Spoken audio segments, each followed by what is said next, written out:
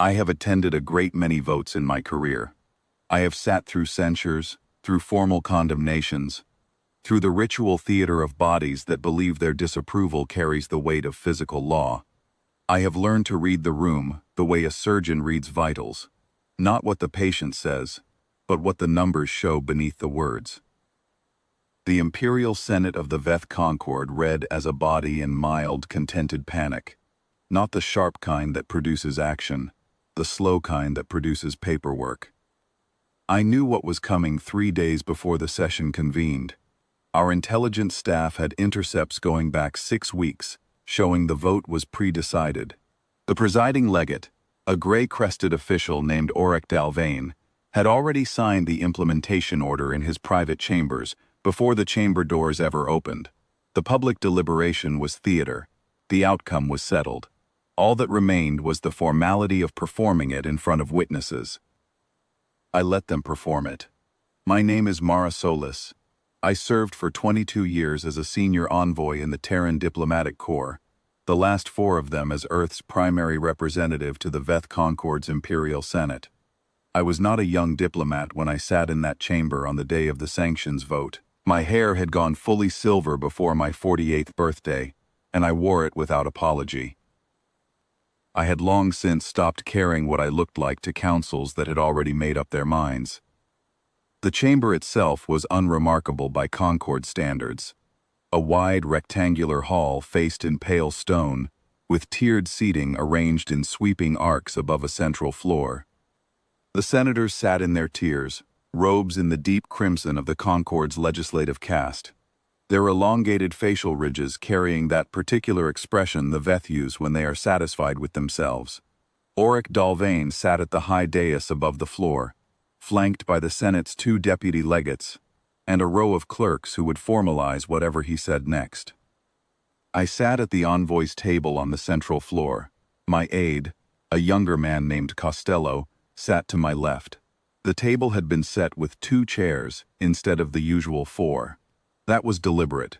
The Concord's protocol staff had reduced our seating allocation that morning without notice or explanation. A small humiliation, the kind they liked to arrange in advance, so it could be observed by the full chamber when we arrived. We sat in the 2 chairs and did not comment on the missing 2. Dalvain called the session to order with the formal phrase, "The Veth used to open legislative business."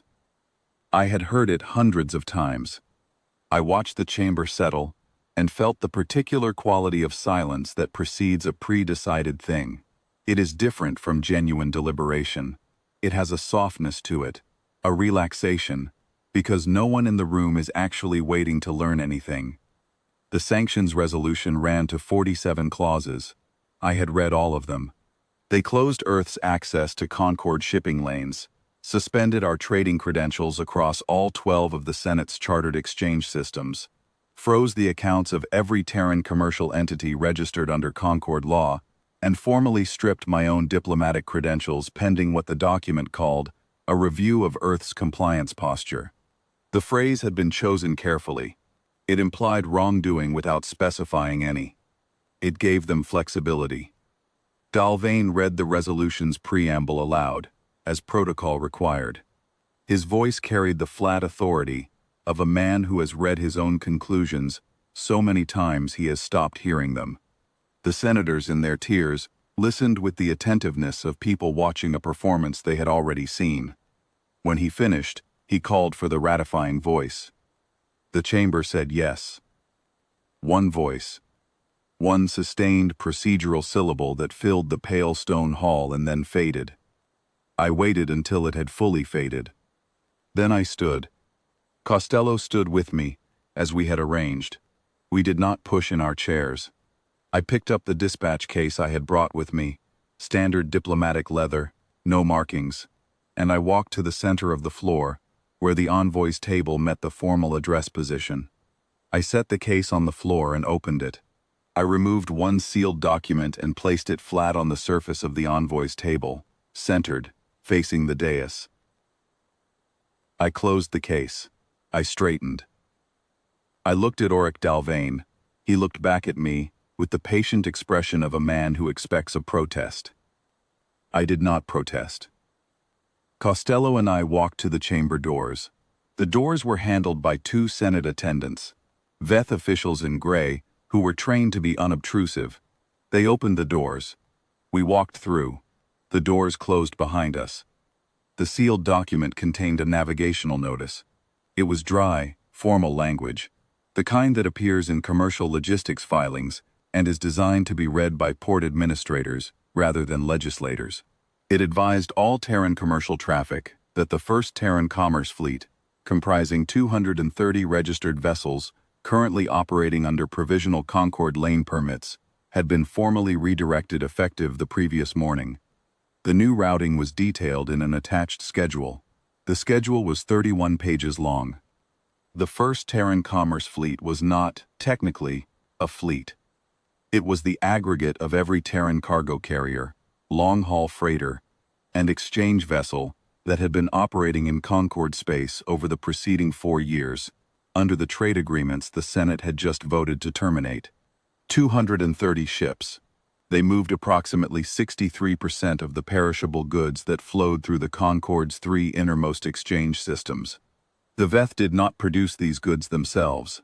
They sourced them from outer ring suppliers through intermediaries, and for 4 years, those intermediaries had been us. The navigational notice did not say any of this. It did not need to.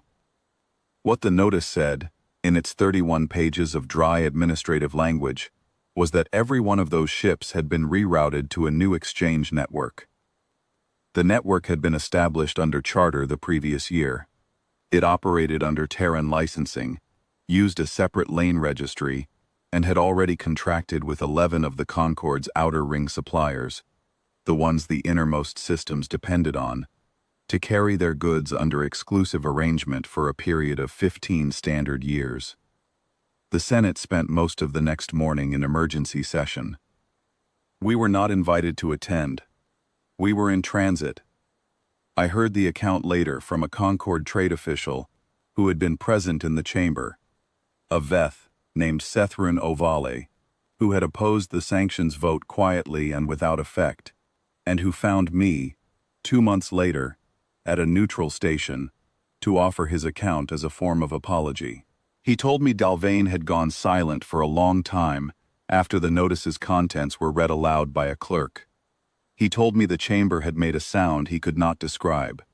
Not shouting, not the sharp noise of alarm, but a sustained collective exhalation, as if the room itself had understood something it could not reverse. He told me a senator in the 3rd tier had asked, in a voice Sethrun described as very quiet and very careful, whether the notice had been filed before or after the sanctions vote. The clerk checked. Before. I have thought about that question many times since. It is the right question. It is the question you ask when you are trying to determine whether what happened to you was an accident or a decision. The answer the clerk gave was also the right answer. It told the chamber everything it needed to know about how long we had been watching, and how little surprise we had felt when the vote went the way it went.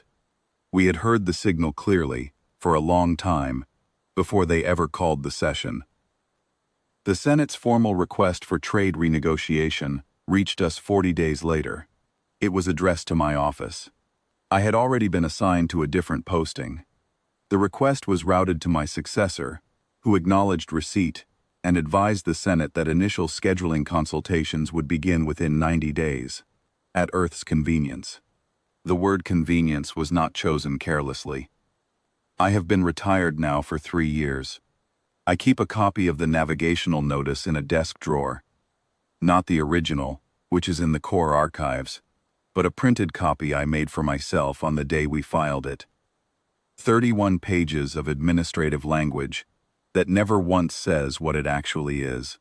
I take it out occasionally and read a page or two, and I think about that chamber in pale stone and about a sealed document sitting alone on a table in the center of a floor where 2 chairs were missing, and about the sound of a door closing quietly while a vote that had already been decided was still settling in the air.